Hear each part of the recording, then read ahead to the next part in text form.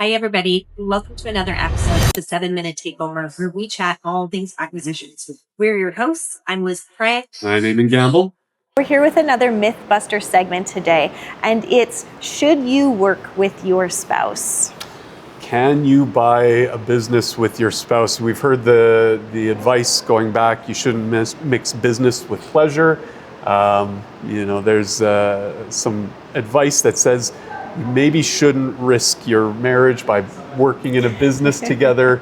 We're going to call that the myth today. What do you think, Liz? Is this a myth or not? I think it is a myth. However, I think there are some guardrails and some parameters you can put around this strategy, if you may call it that, of buying a business with your spouse. Okay, hope is not lost. Maybe we'll start with why is this a myth? Why does this myth exist in the first place? I think people are probably, they hear the same thing as in the news. You always hear the worst stories. And there are a lot of great successful stories of husband-wife teams buying businesses and having healthy exits and strong exits together. So I think, people think it's too close to home, or they hear horror stories of married couples ending in divorce that they knew owned businesses together. So there's a lot of fear around, can it work and can it be a healthy business and a healthy home life? Yeah, we certainly shouldn't downplay some of those negative outcomes. I mean, if there's a divorce in the card and there's kids who are impacted by this, it can be the loss of your financial future, the loss of your marital home, the loss of stability for your children. And so the downside can be, we'll call it catastrophic. And yet, we see a lot of people try to make this work. So why do people brave these huge risks and look to buy a business together? Well, I come from it from personal experience, actually. A child of entrepreneurs who didn't make it through. I'm a child of divorce, but I've also worked with my husband in our first business too. So I've seen almost both sides of this coin, and I think people attempt it for many reasons, but one of them being, they have shared goals for legacy of, let's build family wealth and have freedom for our family that we're both contributing and participating in, as well as many couples really do enjoy spending as much time as possible together, and they really do want to attempt working together and sharing that time with each other as well. I think there's also probably a little bit of built-in trust. It's rare to find a business partner that you're going to trust as inherently as your spouse, and so that can add a boost in certain situations as well. Shared responsibility as well. There's not one of you, there's two of you sharing the responsibilities and the roles, and then as like you said, the trust is a huge factor. You've decided to spend your life with this person and committing to running a business together in a company. Can be a natural extension. Yeah, exactly. Okay, so with that in mind, let's focus on how you've seen people make this succeed in the past. Like what contributes to a successful spousal business partnership? So we've seen it work really well when both parties are contributing different skill sets.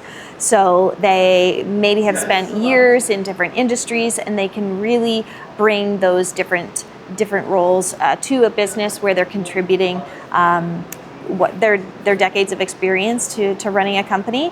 The other one is defined roles. So you know exactly what each party is doing and the expectations of each party, as well as how decisions are made. So a decision-making process that's agreed to before entering the business relationship as well. And this goes for any partnership as well, as understanding how decisions are made and who's doing what.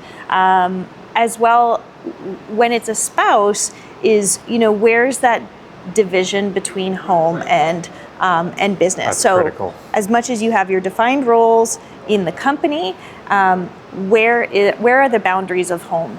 We work with a couple who they work from home, but then they only talk about the company decisions when they're actually in the office environment, and then outside of that office environment, it's home life.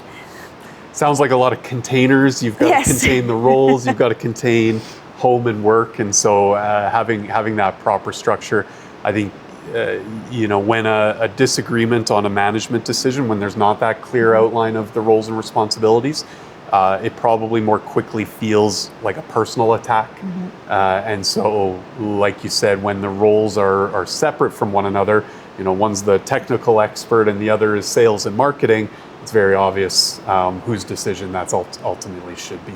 Absolutely. And it can help to have third-party advisors come in as well. Business coach that's going to be a sounding board, or your accountant who may come in and be that independent voice of reason at times when maybe you can't see eye to eye and you want to bring in and somebody who's willing to get in the middle of that and act as that trusted third party. Okay, so somebody's listening at home and saying, I'd like to buy business with my spouse, but I don't know if it's right for me. Is there a list of questions they can run through to decide if this is worth it for them and worth the risks that we outlined? Yeah, there's a few important ones we think are worth highlighting, and that's making sure that there's alignment on passion in the pursuit. So if one person really wants to be pursuing this much more than the other, sometimes they have the stamina to continue through the good days and the bad days while the other person is kind of being dragged along. So number one, make sure that both parties are equally as invested in this project as the other. That would be really important. Next. I think if there are complementary skill sets, that bolsters the argument for it.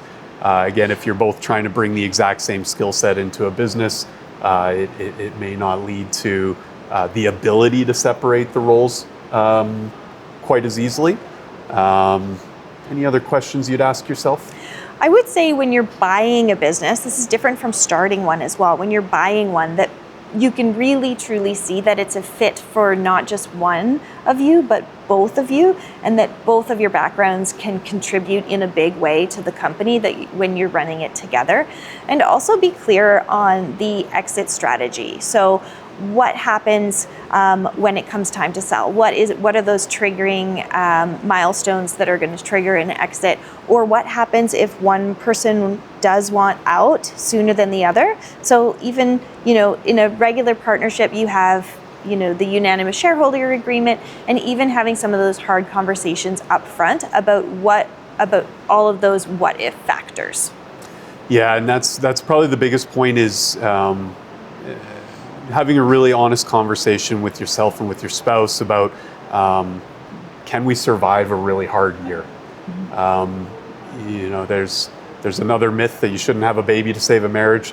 This is probably similar, that you shouldn't buy a business to save the marriage. Can your relationship withstand a tough 12, 24-month period? Do you have predefined mechanisms to deal with disagreements that aren't going to become a really difficult marital issue on top of a business issue?